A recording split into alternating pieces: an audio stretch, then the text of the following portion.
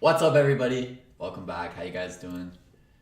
Beautiful. Actually, not really a beautiful day, to be 100% honest. Kind of gray.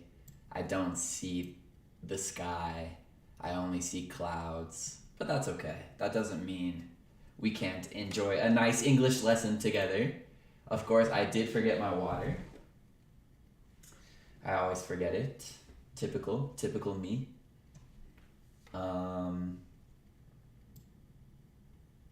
Oh man, I actually forgot.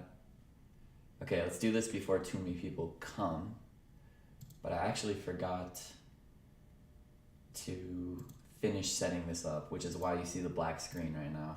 I was kind of in a rush this morning, but here it is, and there it is. Okay. But yeah, we're going to begin in about 5 minutes, so it's gonna be fun. Hope you guys are excited. And who's with us today? Which beautiful students are here with me today? We have Mr. Giorgio. How you doing, sir? We have Mr. Nicolo here. I like your energy. I love it. Very nice. We have Miss Anna. Anna, hello. How are you? We also have Mr. Filippo is with us. Very nice, very nice. Julia's here. What's up, Julia? Are you ready? Psh, I'm ready. Daniela's back. And Bruna's here as well. Bruna, hello. She says, how's it going? Pretty good. Roxanne's here. Hello. Marco says, hey guys, we're about to start. I can't wait. Yes. Marco, welcome back. Sassy Salvo is with us. Very nice. La Baggin says, happy pizza day, everybody. Is today pizza day? Because if it is, I will eat pizza. If it is pizza day, I will eat pizza. For sure. We also have Miss Dina is back. Very nice. And Mimi, which is a very fun name to say. She's here. Hello. Maria, welcome back. Mattia's here as well. Hi everyone. Mattia, hello. Victoria is here. Victoria, good to see you. Always nice. Eugenia is back. What's up, Eugenia? Piera's here. She says, hello, Brian. Congratulations for your chess tournament. Thank you so much. It was a good tournament. Chantal is back. Hello, Chantal. Paolo's with us as well. Paolo, how you doing? Julia's here. There she is. Julia, how you doing? Welcome back. Filippo says, how was your Blue Monday? Honestly, it was completely fine. No problems. I was not particularly sad. I actually had a good day yesterday, so I cannot complain. Daniela says in Italy, it's always pizza day. True. That's why Italy's a great country. Mr. Max is with us. And if you allow me, I want to grab water, and we are going to begin in 2 more minutes, so I'm going to grab water, and I'll be right back.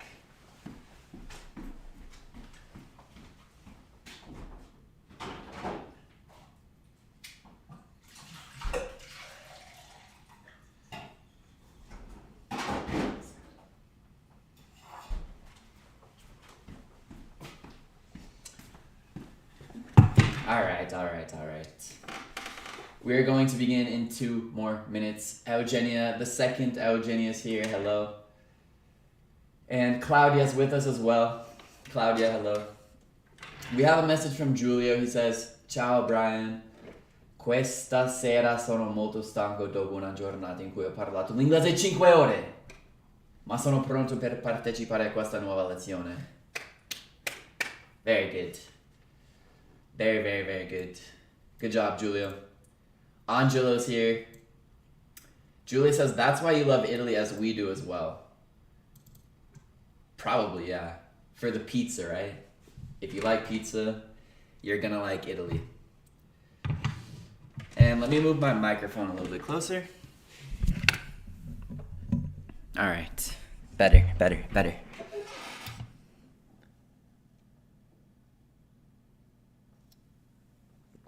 All right.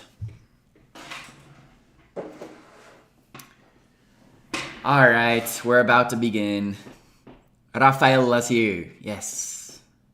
Rafaela, hello. Gabriele's here as well. He says, hi, you guys. Not too bad. Maria Rosa, hi, everyone. I follow you and listening. Maria Rosa, welcome back. Lorenzo's here as well. Very nice. All right, ladies and gentlemen, we are about to begin. Jonathan, did I write her name? Jonathan is Lisa. I wrote it down. I forgot again, but that's why I wrote it. Clara's here. What's up, Clara? All right, ladies and gentlemen, I believe it's time to begin. And then go for the pineapple pizza. Probably not, Max. Probably not a good idea. I don't want Italians to get angry. Okay. Oh, Mayor's here as well. Very nice. All right, everybody. I think it's time to finally begin. So, welcome back. Today is, of course, January 17th, 2023. And today we are doing BA number 31. Can you believe it's already January 17th? I feel like New Year's was like 5 days ago, but it's already been 17 days, but that always happens. So, there's nothing we can do to slow down time. But, not important right now. Ladies and gentlemen, let's begin with something I admit it's a little bit difficult. Marutska's here, Antonella, Elena, what's up, you guys? Who knows the word unless? It's a difficult word between our languages. Italian, a meno che, English, unless. But the trickiest part is the negation, because in Italian it's negative, but in English it's not. So literally you just do the opposite. It's really confusing, actually. So, I'll stay home unless you need me. Rimango a casa a meno che non hai bisogno di me. So, there's no negation, but here there is a negation. So, it can be really confusing. So, let's try to do 5 of our own examples and see if we can understand this word. It's a tricky word. The word's unless. Non mangio la carbonara a meno che non la cucina un vero italiano. So, I don't eat carbonara pasta unless, and in Italian, there's negation, but in English, there's not. So it's confusing. I don't eat carbonara unless a real Italian cooks it. Okay. This sentence makes perfect sense in English. So this means if a real Italian doesn't cook the pasta, I won't eat it. Okay? And speaking of other things, we have present tense and present tense. Is that okay? Yes, because I am speaking in general facts, true or false. This is true. It's not an action talking about now. Victoria, nice sentence too. Emma, what's up? Also Nicolo, nice sentence. Okay. Okay, let's try number 2. Will you eat that? Sì, a meno che non lo vuoi tu. So, again, in Italian they have negation, but in English we're not going to have a negation. So we're going to say yeah, unless you want it. And that's it. Will you eat that? Yeah, unless you want it. In altre parole, se lo vuoi tu, non lo mangio. Unless you want it. Unless is a very tricky word. Let's try number 3. Bravi nei commenti. So let's try number 3. Perderemo questa partita a meno che non ci sia un miracolo. And penso che in italiano a meno che vuole un congiuntivo così. Se non sbaglio. Se sbaglio, scusate. So, we will lose this game. And fino a questo punto è abbastanza diretta come traduzione. We will lose this game unless there is a miracle. Come ho già spiegato in tutti e 3 esempi, la negazione c'è in italiano, ma in inglese non c'è. Per risolvere, secondo me, possiamo presumere la negazione è sempre il contrario attraverso le nostre lingue. So, that's it. This sentence is so robotic. We will lose this game unless there is a miracle. To make it a little more natural, let's say we'll lose this game unless there's a miracle. And bravi nei commenti, state capendo. Good. Very nice, you guys. I'm relieved. Mi date sempre sollievo. You guys give me relief. Let's try number 4. Iniziamo tra poco a meno che non volete aspettare. Se non volete aspettare, allora possiamo iniziare adesso. So we start. And how do we say tra poco? There's multiple ways to say it. You could say in a bit, for example. But another word is just soon. Like presto. We start soon unless you want to wait. Se volete aspettare, non dobbiamo iniziare adesso. So this word unless, it's a tricky word. In this sentence, we start è una generalità. Effettivamente no, è molto specifico adesso questa azione. Mi piace Filippo ha detto let's start, and that's correct. Oppure sì, un futuro, like we'll start soon. Oppure we are going to start soon. Mi piace l'idea di Filippo, like let's start. Okay. Mayor, very nice. Okay, let's do one final example. Non imparerai niente a meno che non inizi ora. So, you're not gonna learn anything unless, and è negativo in italiano, in inglese non lo è, you start now. You're not gonna learn anything unless you start now. And yeah, Maruzka vuole fare esempi nel passato. Yeah, penso sia sempre la stessa idea anche nel passato. Avrei dovuto mettere un esempio nel passato, però sì. You're not gonna learn anything unless you start now. Unless un po' vuol dire tranne se inizi ora. So yeah, una parola molto importante, ma grammaticalmente un po' difficile se parti dal pensiero italiano. But now we know how to use unless. And again, the comments look very nice. So part 2 today, guys. Let's continue, and we're gonna go to second conditionals.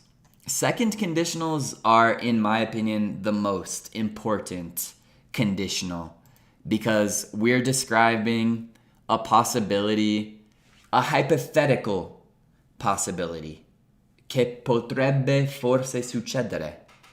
And i miei studenti sanno molto bene. Questo second conditional è fatto di 2 parti. If, and la parte con if ha un simple past. La seconda parte della frase usa la parola would. Ok?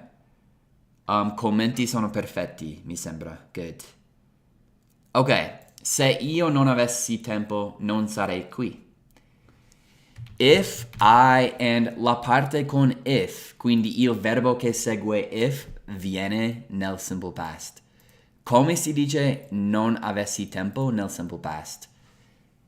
Il verbo è avere, grazie Max. Il verbo è avere. If I didn't have.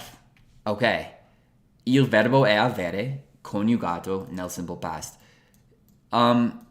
Se qualcuno dice if I hadn't time, penso sia accettabile, ma come insegnante vostro insegno sempre normale.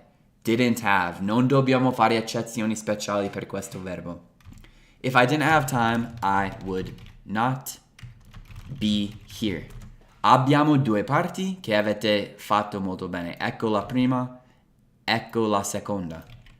And stiamo facendo frasi difficili, ipotetiche, ma fattibili se conosciamo questi tempi verbali. Would è simple past. Ok. Ovviamente non è sempre così facile. Per esempio, possiamo fare domande nel simple past pure. Cosa faresti se io vendessi casa nostra? So, abbiamo una domanda. What? And la parte con if va nel simple past. Se io vendessi, questo è simple past. Faresti è la parte con would. Abbiamo una domanda. Iniziamo la domanda con l'ausiliare would. L'ausiliare di would è would. Iniziamo la domanda con questo. What would you do? If I, la parte con if invece va nel simple past. Sold our house. What would you do if I sold our house? And si può abbreviare così? Non proprio. Non possiamo abbreviare la parola would in una domanda, perché se facciamo questa parola qui, sembra what did, cioè simple past domanda. Se non sei sicuro se si può abbreviare, puoi anche non abbreviare. Incoraggio sempre queste abbreviazioni, ma non sono proprio necessarie. Se non sai, meglio non farlo. Comunque, abbiamo sempre due parti. Would you do and I sold, simple past, if I sold. So, second conditional è fatto di queste due parti. Ok, non è sempre così facile, non penso sia facile, but stiamo facendo una lezione advanced and facciamo sempre un po' più complicato. What about number 3? Non ti starei aiutando se tu non avessi bisogno d'aiuto. E non sto parlando con voi, è un esempio a caso, eh. So, again, la parte con if è la seconda parte in questa frase. Non è detto che è sempre la prima parte, può essere anche la seconda parte, come vediamo qui. So, I would not, and ho scritto un conditional continuous in Italian. In English, this is very common. I would not help you if you, and di nuovo, abbiamo il verbo, anzi, avere bisogno, in inglese abbiamo need. Quindi non dobbiamo fare avere, have. If you didn't need help, okay? I would not help you if you didn't need help. Would è poi un simple past, ma volevamo fare would continuous, che vale, cioè va bene anche nel second conditional. I would not help.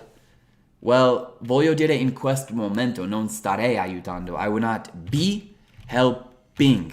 And l'abbiamo reso continuous. I would not be helping you if you didn't need help. And we can abbreviate like this. I wouldn't be helping you if you didn't need help. Eugenia, brava. Possiamo anche utilizzare un would continuous, ragazzi. Non è che non si può fare in un conditional. Si può e si fa. Ok? L'importante è che c'è quella sfumatura di would conditional. Ok? Alright. Comments look really good, which is not a surprise, as always. What about number 4? Se voi sapeste di più della sua vita, forse sareste interessati. So, if you guys, and sto utilizzando you guys per voi. Se volete fare soltanto you, si può fare. Se volete fare you all, si può fare. You guys è il più comune, voi. If you guys know, knew, known è per la cronaca, simple past è la seconda colonna, non la terza. So if you guys knew more about la vita di lei, quindi non è his, è her life, maybe you, and mi sposto così, maybe sareste, you, di nuovo, you guys would be interested, ok? So, bellissima frase questa, va bene? Possiamo anche cambiare una cosa. Ho scritto qua sotto che would è la seconda parte della frase, might anche va bene come seconda parte del second conditional. Anche could. Sono tutti nella sfumatura di una condizione che forse potrebbe succedere. So might va bene anche, and l'avete azzeccato. You guys, instead of saying, aspettate, guarda, al posto di dire maybe you would, possiamo togliere maybe e possiamo dire might. Might è l'ausiliare che dice forse e funziona anche nei conditionals. Questa cosa non l'ho mai, anzi mai, no, però non l'ho insegnato ultimamente. If you guys knew more about her life, you guys might be interested. Questo might serve come la seconda parte del nostro conditional, ok? And could funziona così pure. So adesso lo sappiamo. And per finire, let's do number 5. Uscirei con te se i tuoi non fossero così matti. And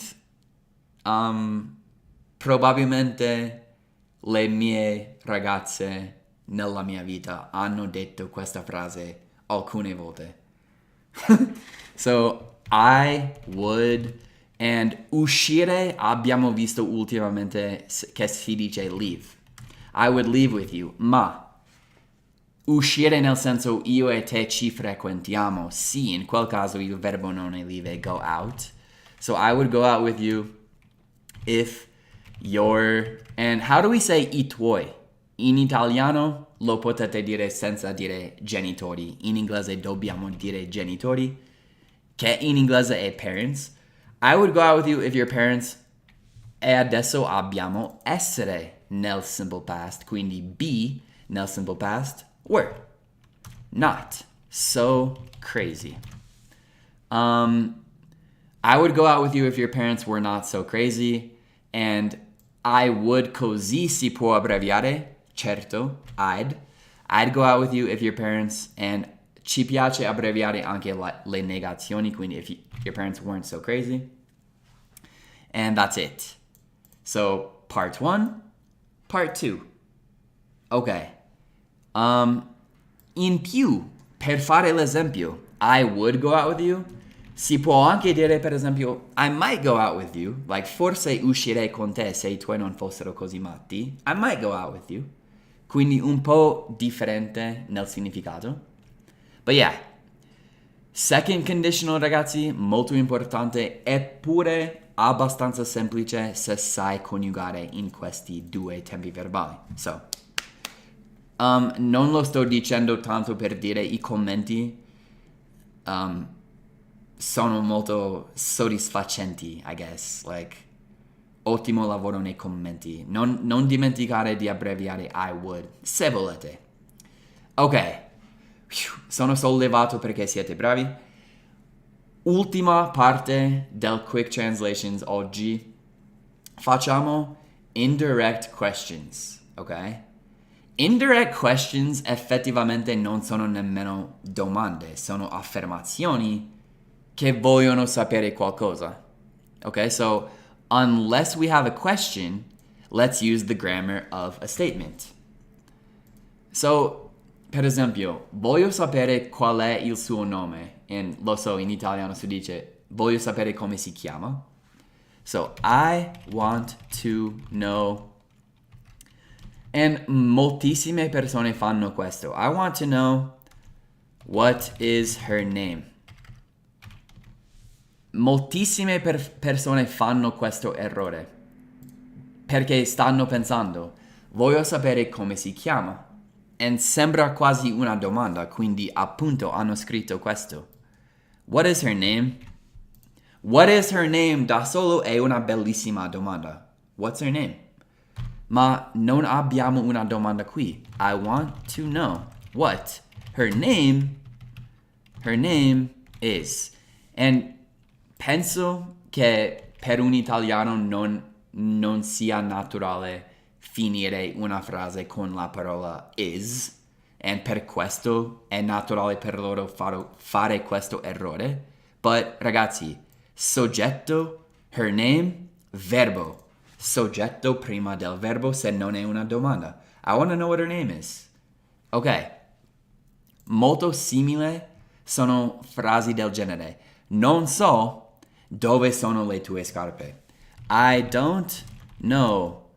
Where are your shoes? And gente pensa, oddio, non so dove sono le scarpe. Faccio la domanda. Where are your shoes? But non è una domanda. Non è una domanda. È un'affermazione, non so dove sono. Quindi, I don't know where your shoes are. And molto simile. La frase finisce con are. E magari non è naturale, però il sostantivo your shoes viene prima del verbo. Subject and then verb. I commenti sono letteralmente perfetti.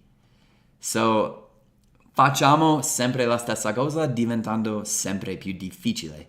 Number 3. Sai quando è stata dipinta la Gioconda? Che in inglese si chiama Mona Lisa. So, abbiamo una domanda qui, ragazzi? Sì, e non sto cercando di ingannarvi. Letteralmente sì, abbiamo una domanda. Sai, la domanda non è questa, non è la domanda. Quando è stata dipinta? La domanda è se tu sai. Quindi, facciamo una domanda. Do you know? Adesso la parte della domanda è fatta. Il resto della frase è come se fosse un'affermazione. Do you know when Mona Lisa? And è difficile perché abbiamo anche un passivo. È stata dipinta. Abbiamo fatto il passivo, penso, o la lezione scorsa o 2 lezioni fa. Con il passivo mettiamo il verbo be coniugato. Was? E la terza colonna painted. Do you know when Mona Lisa was painted? And loro suggeriscono a quanto pare si chiama The Mona Lisa. Va bene. Simple past è il tempo verbale di questa parte della frase. Perché simple past? Perché è stata dipinta. Leonardo da Vinci non sta ancora dipingendo. Quindi è finito. And yeah, molte persone hanno scritto has been.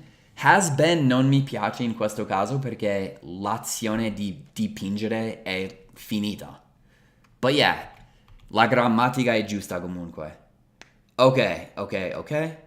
And state andando avanti. Let's try number 4. Lui non mi ha detto quanto è alto. Ok, non abbiamo una domanda. Non me l'ha detto. He didn't tell me how tall he is. And ottimo lavoro nei commenti. Alcune persone, secondo me, vogliono scrivere He didn't tell me how tall is he. Perché sono abituati a fare domande così. How tall is he? Quanto è alto? Ma non abbiamo una domanda. How tall he is è giusto. He hasn't told me how tall he is. Va bene anche. In questo caso, simple past, present perfect, cioè tutte e due vanno bene. L'importante è H, aggettivo, noun, verb, che io insegno come HANV, H-A-N-N-V.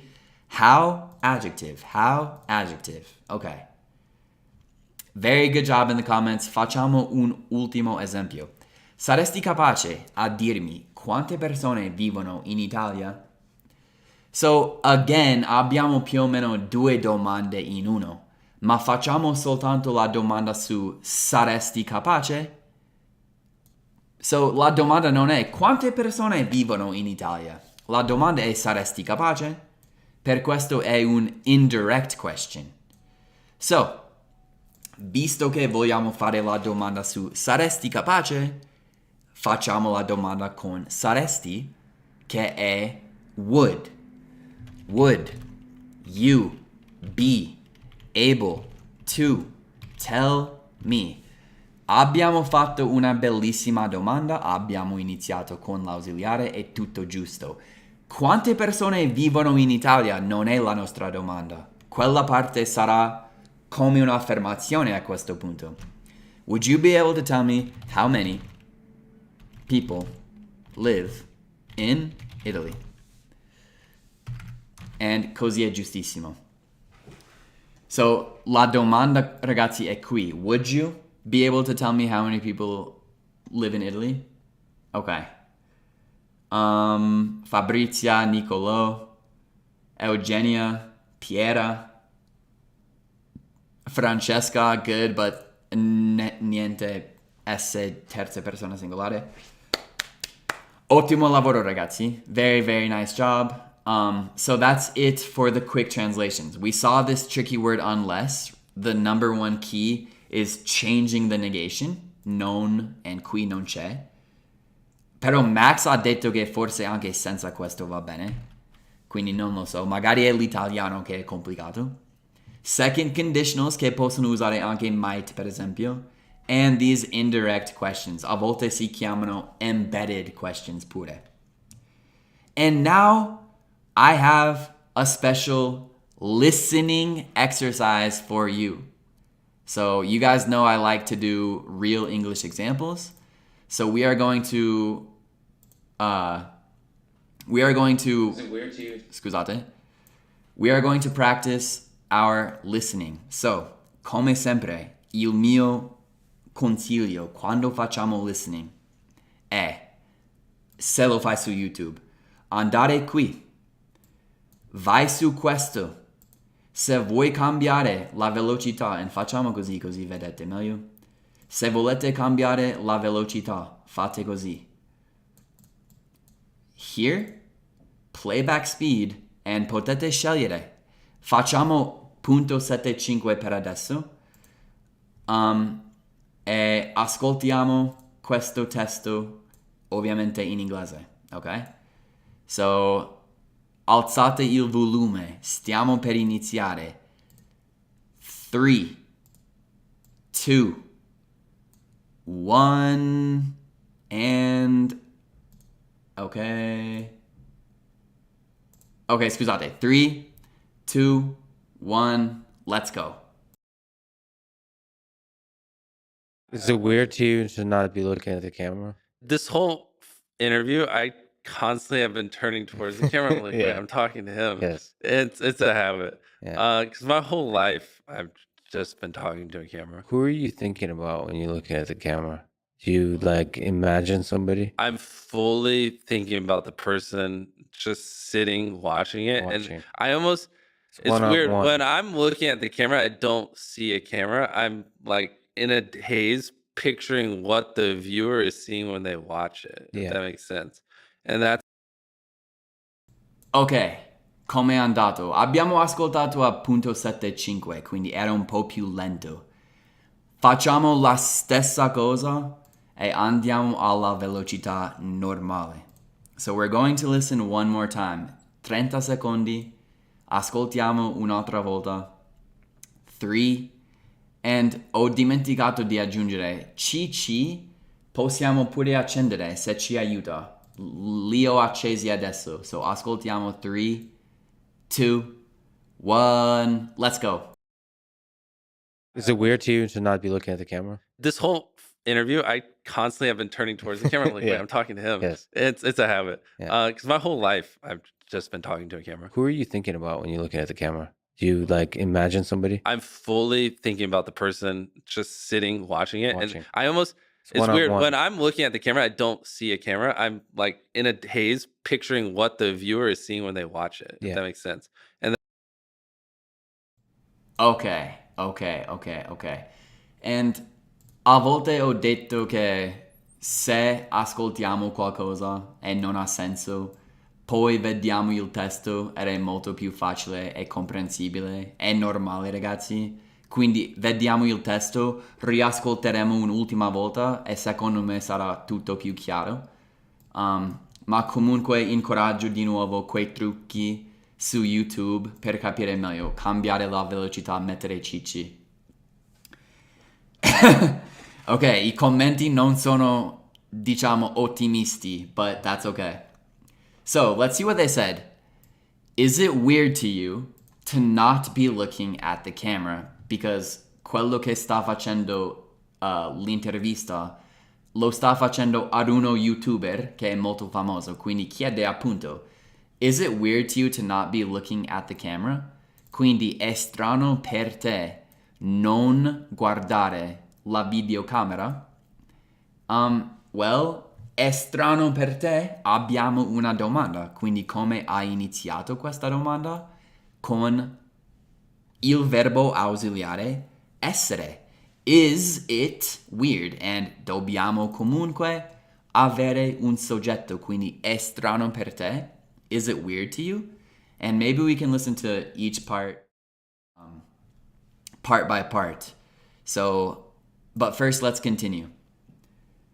What is this? To not be looking. È un verbo infinito nel continuous negativo. So, il verbo principale è look. Però l'hanno reso continuous, quindi to be looking, ed è anche negativo, to not be looking. Quindi è strano per te non star guardando la telecamera? And he responds, this whole interview, I constantly have been turning towards the camera. Ok, innanzitutto la parola whole è molto comune. Whole means l'intero, ma in italiano si dice tutta questa intervista. This whole interview. Quindi quando voi dite tutto il sostantivo, potete dire the whole sostantivo. Tutto il film, the whole movie. Sareste sorpresi quanto è comune questa frase. Dobbiamo per forza sapere la parola whole. Effettivamente lo vediamo di nuovo tra poco. Intera, good. I constantly have been turning towards the camera. Che tempo verbale abbiamo? Lo sapete. Present perfect, continuous. I constantly have been turning. Quindi, constantly vuol dire costantemente, and sta usando present perfect continuous perché non è che si è girato una volta nel passato, si sta sempre girando dall'inizio dell'intervista. I constantly have been turning. Per questo ha usato bene present perfect continuous. L'unica parte che voglio aggiungere, avrei messo constantly qui. I've constantly been, ma non parliamo sempre perfettamente, ma l'avverbio appartiene qui. I have constantly been turning. Comunque, lui ha detto I constantly have been turning. Towards vuol dire verso. So, I've been turning, mi sto girando verso la camera. Like when I'm talking to him. So, talking to, lo sapete, i miei studenti lo sanno, parlare con, in inglese usiamo talk to. Ecco la prova. It's a habit, è un'abitudine. 'Cause my whole life, and di nuovo, tutta la mia vita, si può dire my whole life. So, tutto il giorno, the whole day, eccetera. And anche questa parola, 'cause, l'abbiamo visto non so quante volte, ma parecchie volte. vuol dire certamente because. Perché tutta la mia vita I've just been talking to a camera. Di nuovo, nonostante è da tutta la vita, my whole life. Lui sta usando present perfect continuous e mi piace. I've been talking, di nuovo, talk to. I've been talking to a camera. And in più ha aggiunto, in questo caso, nella posizione giusta qui, ha messo l'avverbio nel posto giusto questa volta.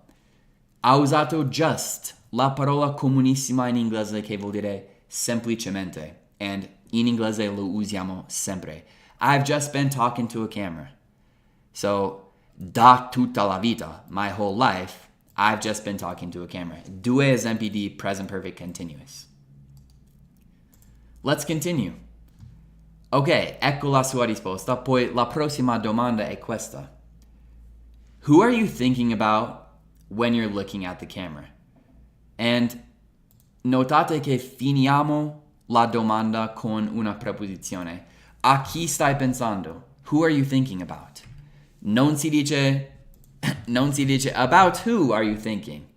In italiano si dice a chi stai pensando, ma in inglese diciamo chi stai pensando di? Who are you thinking about? And di nuovo, domanda con essere present continuous. Who are you thinking about when you're looking at the camera? Do you imagine somebody? So, vocabolario, think about, pensare a, evitate di dire who do you think at. In italiano sì, si dice pensare a, in inglese diciamo think about. Tutto questo è scritto qua sotto comunque. And molto importante anche è look at, che vuol dire guardare. So, se guardare perché non ha detto when you're watching the camera. Qual è la differenza tra watch, guardare, e look at, guardare? Watch è per le serie, i film, le partite, gli eventi, uno spettacolo. Una cosa che guardi a lungo. Look at vuol dire dove hai messo gli occhi. Quindi, you look at the camera. Non è che stai guardando la camera così, oh Dio, interessante, mi piace questa puntata di videocamera. Quindi you're looking at a camera. You're watching TV, but you're looking at a camera. Ecco la differenza. Look at, watch, in italiano sempre guardare. Do you imagine somebody? And abbiamo una domanda semplice nel presente, quindi iniziamo con do. Allora, prendiamo questa parte qui e riascoltiamola. And let me shrink this down again. So, let's listen to that one more time. Alzate il volume se dovete. 3, 2, 1, here we go. Is it weird to you to not be looking at the camera? This whole interview, I constantly have been turning towards the camera. I'm like, Yeah. wait, I'm talking to him. Yes. It's a habit. Yeah. Because my whole life, I've just been talking to a camera. Who are you thinking about when you're looking at the camera? Do you imagine somebody? Ok, ascoltiamo. Yes, bravo Mayor. Ascoltiamo di nuovo questi ultimi 5 secondi. 3, 2, 1. Talking to a camera. Who are you thinking about when you're looking at the camera? Do you imagine somebody? I've just been talking to a camera. Who are you thinking about when you're looking at the camera? Do you imagine somebody? Ok, so non sto dicendo che tutti voi dovreste capire questo perché ho presente che non è molto facile, parlano molto velocemente, eccetera, quindi ci sta se non stai capendo tutto benissimo. Let's continue with the second part of the text. So, dopo la domanda, do you imagine somebody? Cioè, immagini qualcuno? Or immagini qualcuno? La risposta è questa. I'm fully thinking about the person, just sitting and watching it. So, in questo caso, l'avverbio è messo di nuovo nel posto giusto dopo l'ausiliare, ma comunque, thinking about the person. Sto pienamente, fully, tutto di me sta pensando alla persona. just sitting watching it. And cosa abbiamo qui? Due verbi senza ausiliari coniugati nella forma ing. Questi verbi coniugati così nella forma ing possono descrivere un sostantivo, in questo caso the person. Quindi, I'm thinking about the person, la persona che è seduto e sta guardando. Quindi, non è come se lui dicesse who is sitting and watching it, ma non devi dire who is. Possiamo avere questi verbi coniugati con ing che descrivono il sostantivo e lo vedremo anche nel Blazing 20 oggi, i compiti, vedrete questo. Quindi oggetto e poi il verbo ing che può descrivere quella persona. Questa persona che sta sedendo, sta guardando it. Ok? E di nuovo just, che vuol dire sempre semplicemente. And I almost, si interrompe, it's weird. When I'm looking at the camera, I don't see a camera. Qui non c'è niente di strano. Quando sto guardando la videocamera, non vedo una videocamera. Continua. I'm like, and questo like l'abbiamo visto anche qui. Questo like è più o meno un intercalare, o magari vuol dire cioè. I'm in a haze. Sono tipo in a haze. Di nuovo, abbiamo quel in che descrive la persona. I'm in a haze and sto immaginando. I'm picturing, ma non devi dire I'm di nuovo. Tanto l'hai già detto, quindi possiamo usare questi ing per descrivere il sostantivo già nominato. Ok? In a haze, quindi, cosa vuol dire? To be in a haze vuol dire essere rincoglionito, o letteralmente essere in una foschia. E ho cercato questa parola. Quindi, magari non stai pensando tutto chiaramente. You're in a haze. Picturing what the viewer is seeing when they watch it. If that makes sense. So, picturing è un verbo? Sì. So, il verbo è to picture, che comunque vuol dire immaginare. Quindi to picture, stai pensando e stai immaginando qualcosa. È un verbo pure. I'm picturing what the viewer is seeing. Quindi sto immaginando quello che lo spettatore sta vedendo when they watch it, quando lo guardano. What? Quello che. Quindi, cosa vuol dire questa frase? Io sono tipo rincoglionito, immaginando quello che lo spettatore sta vedendo quando lo guarda. Quando lo guarda, when they watch it. If that makes sense. Se ha senso. Ultima cosa, ragazzi, avere senso in inglese diciamo fare senso. So che fare senso vuol dire fare schifo, but in inglese make sense è avere senso. So, non è facile. E voglio essere chiaro, non mi aspetto che tu sei lì e dici sì, ho capito tutto. Ma possiamo vedere alcuni trucchi per capire cose meglio. Let's listen one more time. Ok guys, ce la facciamo. Ultimo ascolto. 3, 2, 1, here we go. Is it weird to you to not be looking at the camera? This whole interview, I constantly have been turning towards the camera. I'm like, Yeah. wait, I'm talking to him. Yes. It's a habit. Yeah. Because my whole life, I've just been talking to a camera. Who are you thinking about when you're looking at the camera? Do you like imagine somebody? I'm fully thinking about the person just sitting, watching it. Watching. And I almost, it's weird. one-on-one. When I'm looking at the camera, I don't see a camera. I'm like in a haze, picturing what the viewer is seeing when they watch it, if Yeah. that makes sense. All right. Ce l'abbiamo fatta, ragazzi, non è stato facile, ma siete stati bravi. And we can continue. So, comunque vocabolario qua sotto, se fate i Blazing 20, i compiti, vedrete alcune cose che abbiamo visto qui. And per finire, visto che oggi ho parlato tanto, voglio far parlare voi di nuovo. And Stiamo per fare questo. Oggi abbiamo visto la parola unless. We saw second conditionals. We did some indirect questions con HANV. And l'ultima parte, sì, abbiamo fatto un po' di listening. Can you create an example from one of these topics?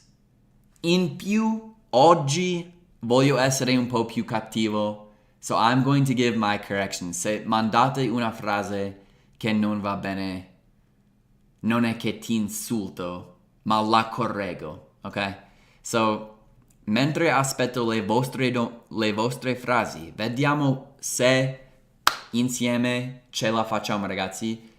Intanto vi leggo le mie frasi mentre aspetto le vostre frasi. So, I'll be there unless I work that day. Cosa vuol dire? Ci sarò, a meno che non lavoro quel giorno.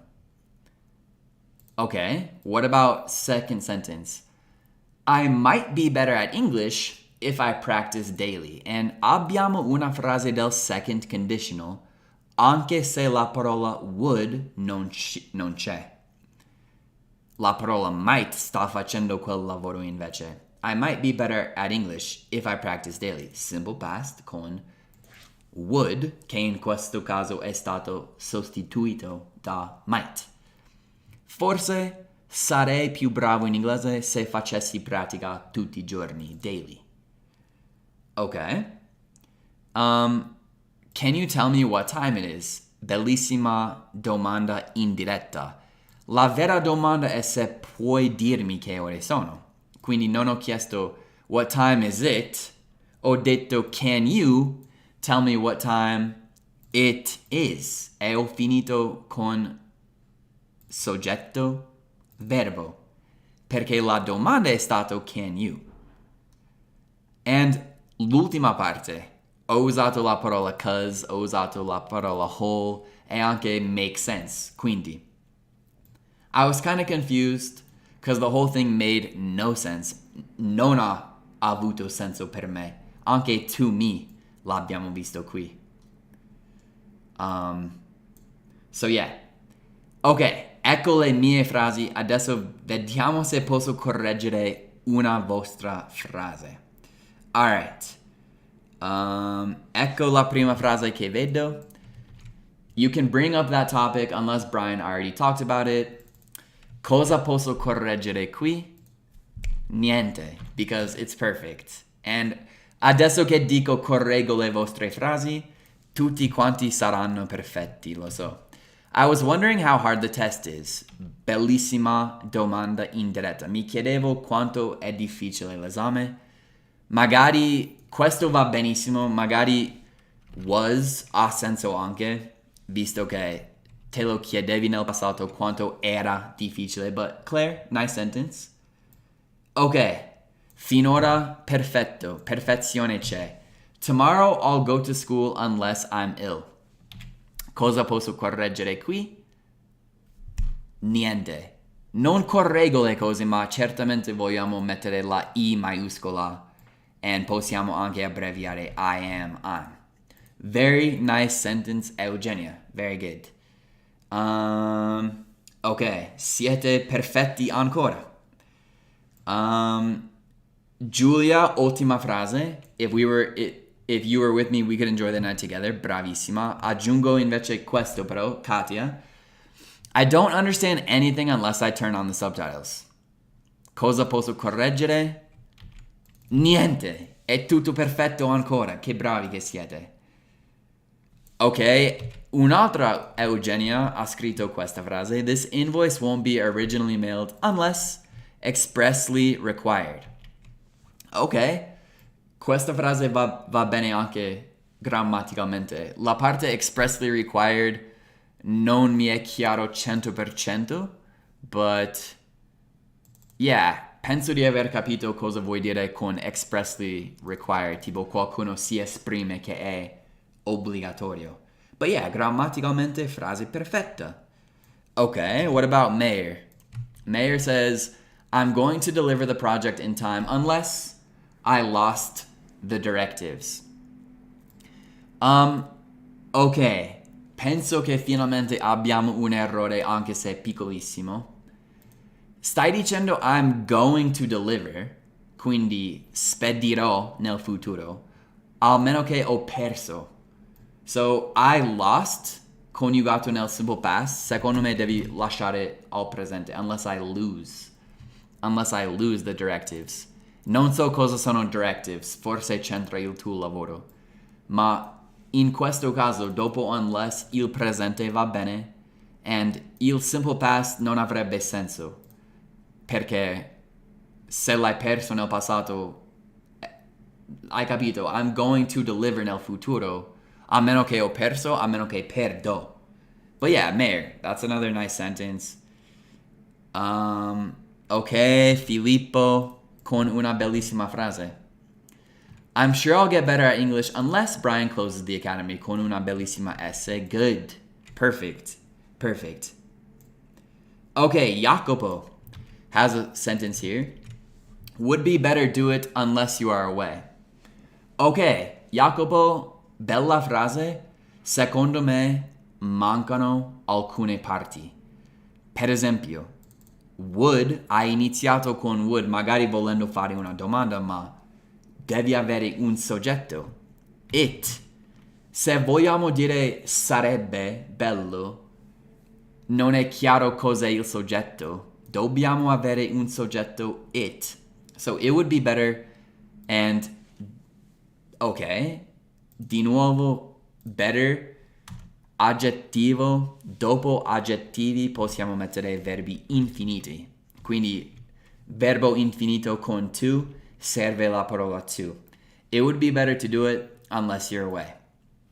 Adesso la frase è perfetta, quindi ho detto che mancavano due cose, it e anche il soggetto della frase.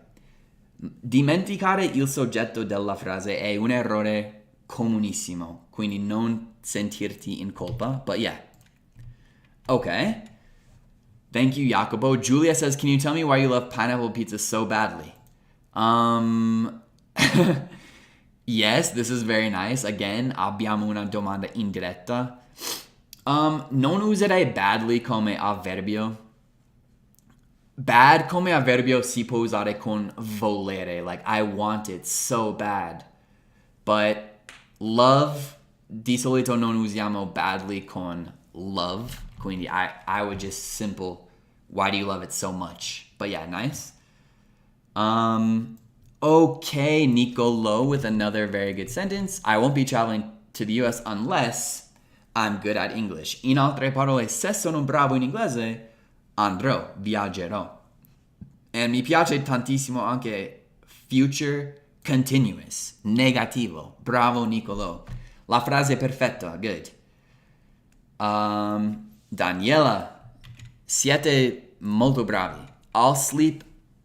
You can just say late, unless you need me at work. Bravissima. Perfect. Ok, ecco un esempio che possiamo forse cambiare un po', Emma. I'll eat the cake unless you don't steal it. So, mangio la torta a meno che non la rubi. La negazione qui non ha senso.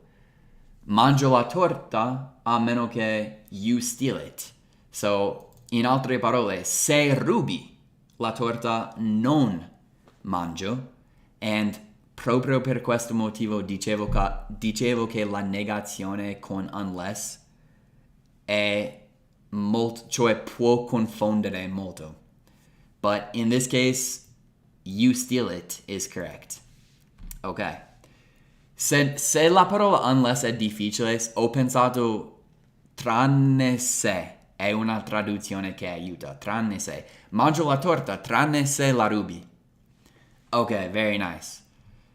Okay, let's do a few more sentences. Oh my god, guarda tutte queste bellissime frasi che vedo. Oh my god, there are so many. Very nice job, you guys. Okay. What about this one from Marutska? I would go on vacation if I didn't have to work. Unless you work for me. Quindi stai facendo più di una cosa.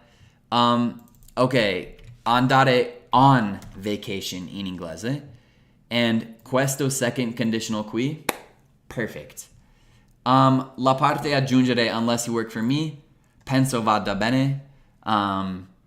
Sì. Like, yeah, non è esattamente necessario, but apprezzo l'impegno. In questa frase va bene anche. So yeah, in inglese diciamo go on vacation comunque. Brava Maruzka. Here's a sentence from Giorgio. I might leave tomorrow unless my flight's canceled. Questo penso vada bene. Sinceramente potevi dire will, because unless non è una parola del second conditional. Quindi I might leave unless my flight is canceled. Avrei scritto will, tipo parto a meno che non è cancellato. But yeah, anche questo va bene. I might leave unless it's canceled. Yeah. È tipo un second conditional mixed con la parola unless. Yeah, penso vada bene questo, Giorgio. That's a nice sentence. Ok, molto simile. Raffaella ha fatto una cosa simile. We might get good at English unless we stop studying. So la parola might non va molto d'accordo con la parola unless, perché questo è così a meno che questo. Non diciamo forse questo è così a meno che questo. È così a meno che.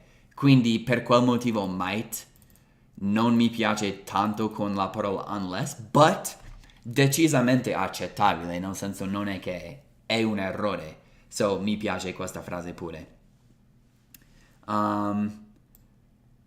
Ok, Chantal with a nice sentence. Facciamo tipo altri 3 o 4. I won't come to the party tomorrow because I'll have to work the whole day. Perfect.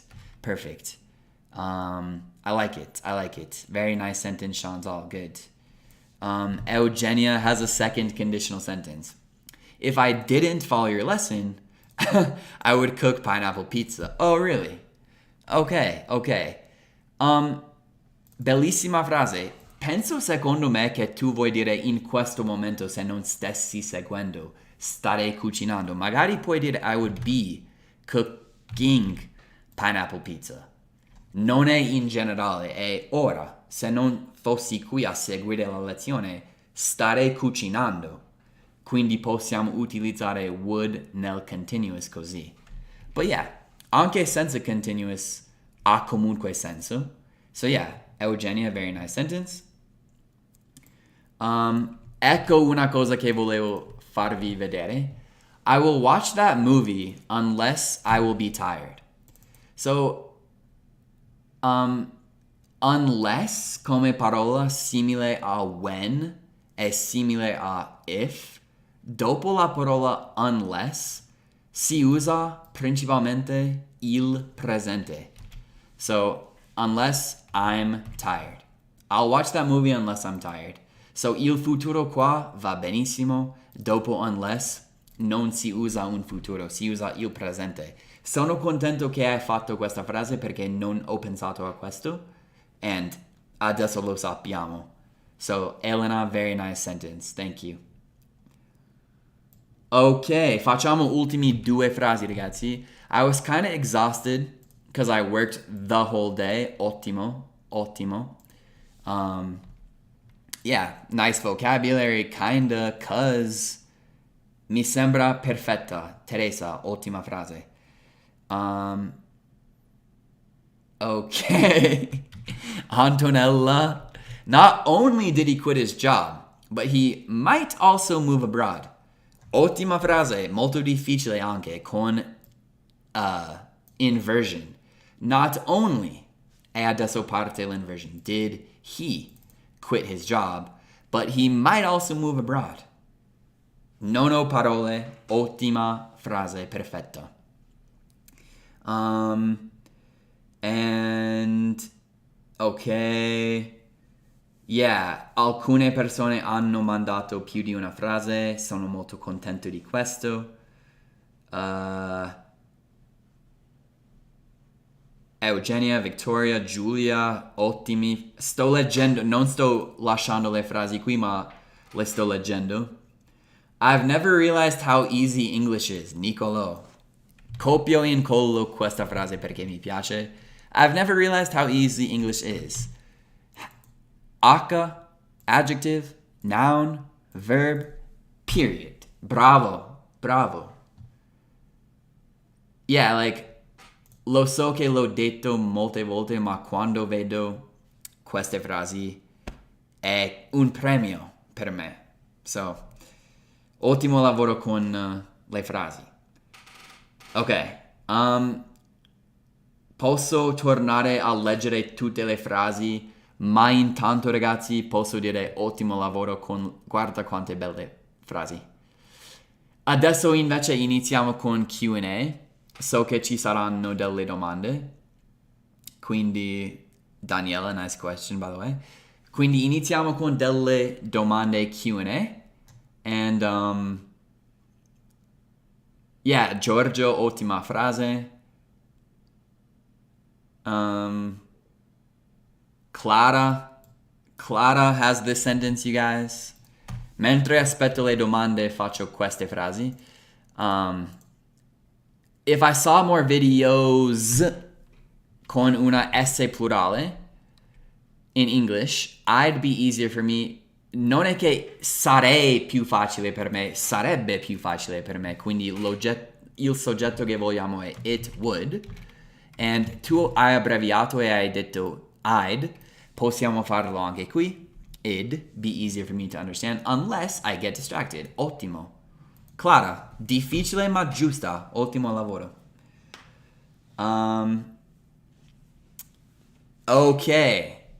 Ok, adesso arrivano alcune domande. Vediamo. Ecco la prima domanda che vedo.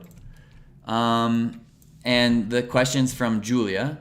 And she says, some lessons ago, you explained the use of suggest and recommend with the ing form, or that plus the rest of the sentence. But I saw that sentence, I suggest you visit the museum.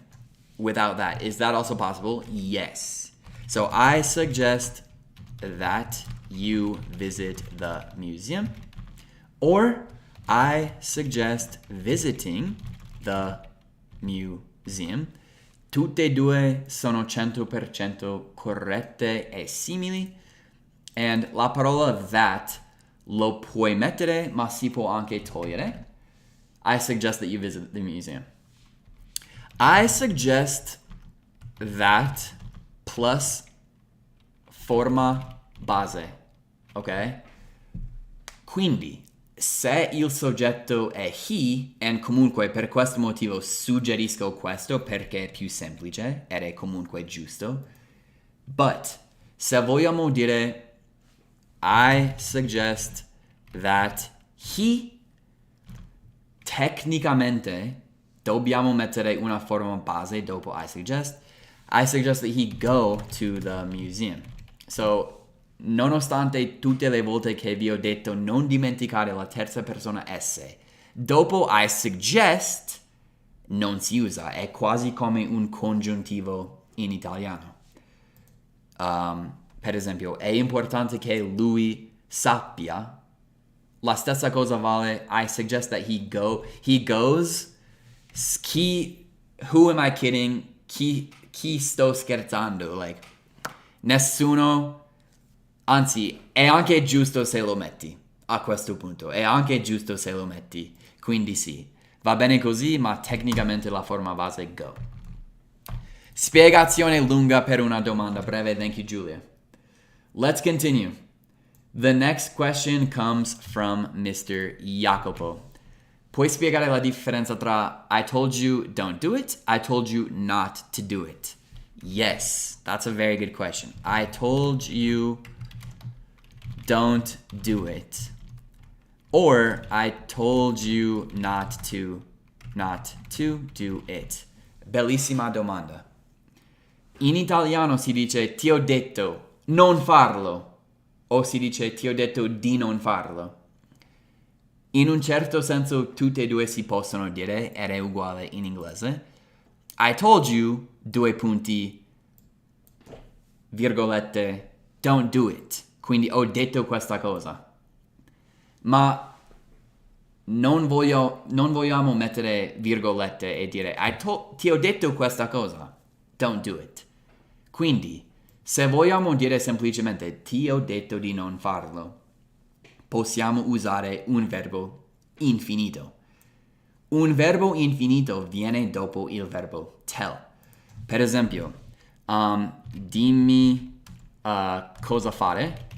Si dice tell me what infinito to do. And la stessa cosa vale in questa frase. Ti ho detto di non farlo, l'unica cosa è che abbiamo aggiunto la negazione e quindi abbiamo un infinito negativo. I told you not to do it. Alternativamente si dice anche I told you to not do it. And sulla carta dire così non va bene perché non dobbiamo mai aprire un verbo infinito, quindi questo va meglio, però gente usa anche questo. But yeah, very nice question, Jacopo. The next question comes from Miss Victoria. And she says, could you explain the difference between made of and made from? I always get confused. Penso che in molti contesti tutte e due sono simili. Per esempio, questa casa è fatta di legno. This house is made of wood. This house is made from wood. Sono molto simili. Se descriviamo di che cos'è è fatto un sostanza, per esempio un bicchiere fatto di vetro, mi piace usare made of glass, ma se penso a made from va bene anche. Non so se tu hai visto una frase in cui c'era una differenza nel significato, ma non riesco a pensare un esempio in cui made from non va bene. Penso più che altro che made of è la frase che dovresti usare, but yeah, made from, letteralmente, made from va bene anche. So non vedo una differenza grande, che a volte è la risposta. Non c'è una differenza grande, but yeah. Okay. Here's another interesting question. This time it's from Eugenia. Question about adverbs. What about still? What is its position? That's a very, very good question. For example, mi piace ancora cantare. You could say, I still like to sing. And you could also say, I like to sing still. So, principalmente a verbi qual è la posizione dopo il soggetto e prima del verbo.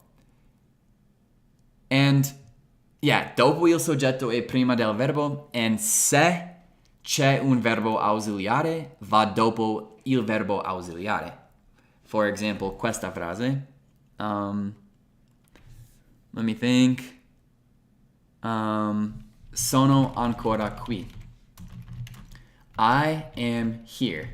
And dove mettiamo la parola still? I still am here. Accettabile, però molto più naturale è dopo l'ausiliare che ho detto still. I am still here. Facciamo un altro esempio. Sto ancora aspettando. So, I am still waiting. Ho detto prima del verbo e dopo il soggetto, ok? Dopo il soggetto è ausiliare, perché se c'è un ausiliare va dopo quello e prima del verbo. In questo caso il verbo principale è anche l'ausiliare. I am, lo mettiamo dopo l'ausiliare, still here. So yeah. But yeah, se uno dice I'm here still, questo va bene. Anche se Google non è contento neanche qui. Però sì, metterlo alla fine della frase non penso sia sbagliato, ma è più naturale metterlo qui, per esempio. So maybe we can make this like arancione. Però va bene anche, quindi quasi verde. Okay. Thank you, Eugenia. Zaira says, can you explain how the inversion works? Ottima domanda innanzitutto per la grammatica. Inversion is this. Subject and aux verb change places, ok? Di solito lo vediamo nelle domande. Per esempio, I can eat diventa can I eat? Posso mangiare? So, questo pure è inversion, perché abbiamo appunto invertito e si fa nelle domande. Ma le domande non sono l'unico posto dove l'inversion succede in inglese.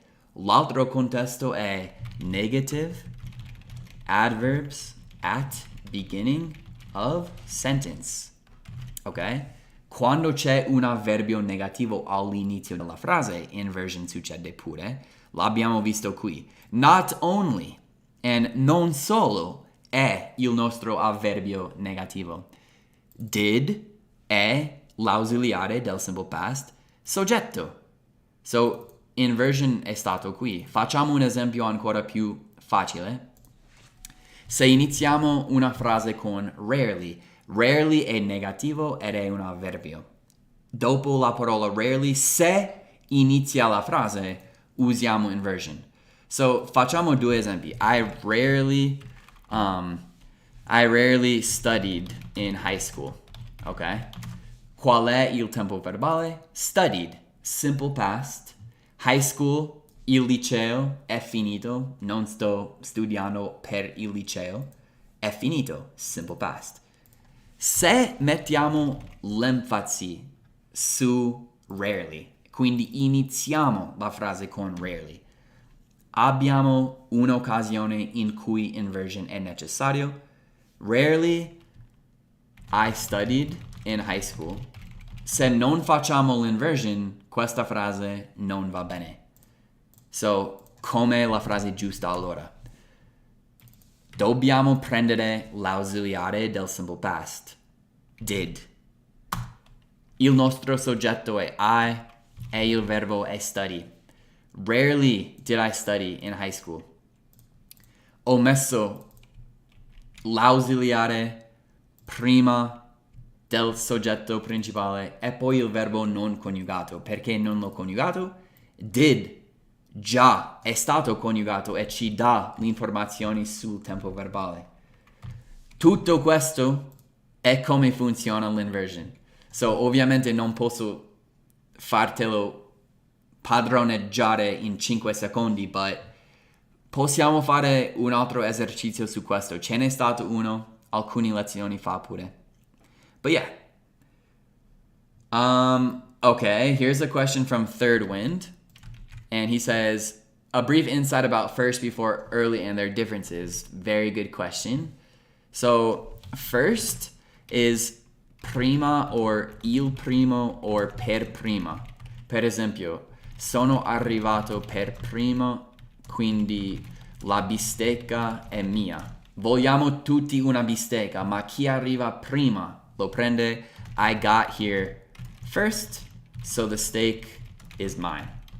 Ok, first parla dell'ordine delle cose, la prima cosa, the first thing. What about the word before?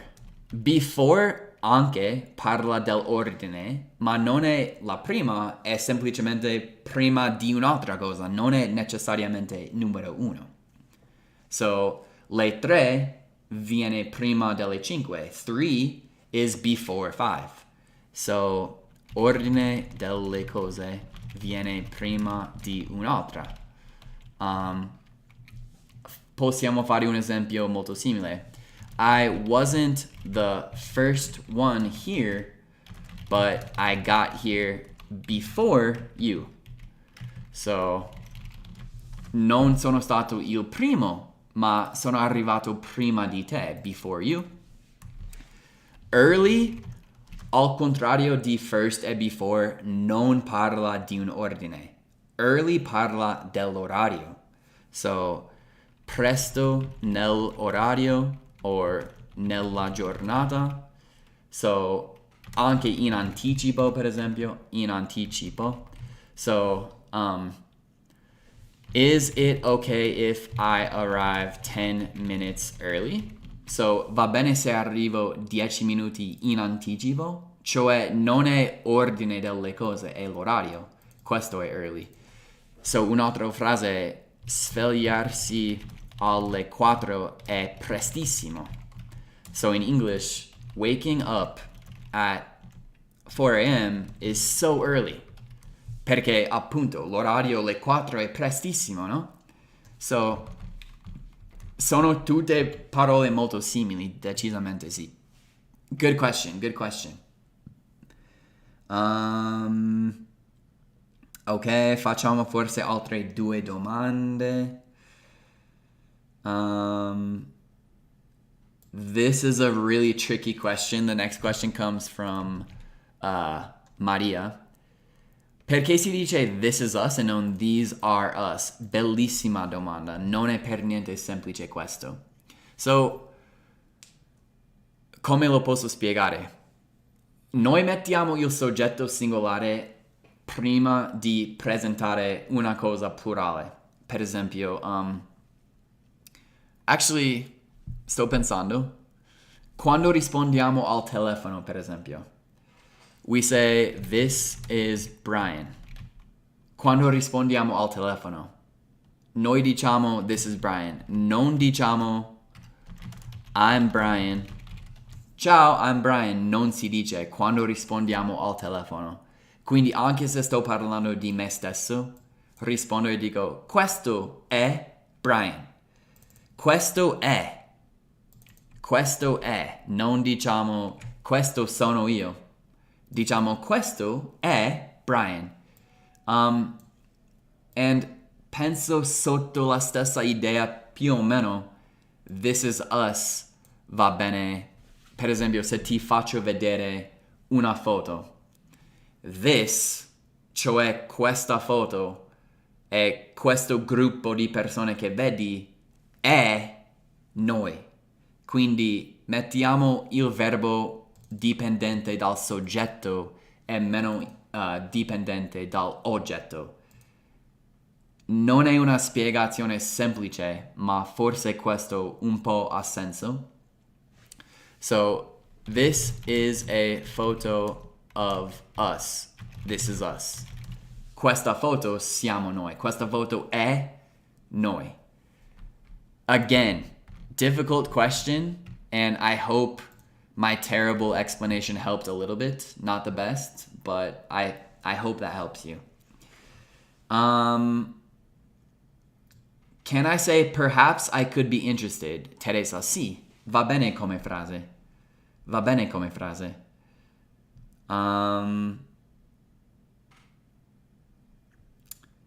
Giulia, is it wrong to say I try to do my best? No, certo che no. Questo va bene pure.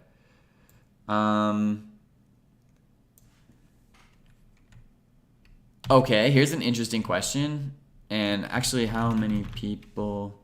Okay, yeah. Here's an interesting question from Filippo. I have a doubt. The use of people plus is in a sentence. Do you know how many people there is in Italy? Yeah, do I have to use are? Dovresti per forza usare are, visto che la parola people è plurale, anche se non c'è la S, people è plurale. L'unica cosa che aggiungerei è che there is, there are, and l'ultimo è theirs, non si applica in questa frase, ma se lo vuoi sapere, la parola theirs può funzionare sia per singolare che per plurale. Per esempio, there's 2 more water bottles in the fridge. So, chiaramente due è plurale, ma la parola theirs come unità sintattica funziona anche per plurali. Detto questo, questo dovrebbe essere are. People è plurale, non è la stessa cosa. Non si dice, do you know how many people there's in Italy? So yeah, good question, but dovresti usare are. Okay, Eugenia says, please tell me if this sentence is correct. It'd be easier for me to learn a foreign language if I were younger. Yes, it's correct. It's perfect. I were, perché I were. Nel congiuntivo, nel second conditional, il verbo essere si può dire I was, ma si dovrebbe dire I were. Because fossi per tutte le persone è were. Però si dice così tanto was che ormai pure was è corretto. But yeah, la tua frase va benissimo. I still haven't found what I'm looking for, Eugenia. Ottima frase. And, oddio, ho fatto tutte le domande.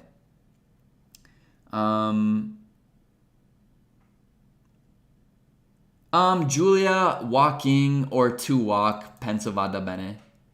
So, tutte e due, che a volte è il caso. Ok. Well, ho risposto a tutte le domande, quindi sono contento. And, yeah, è stata una lezione, penso, difficile, but spero che ci siano state delle parti che vi sono piaciute. And that's it.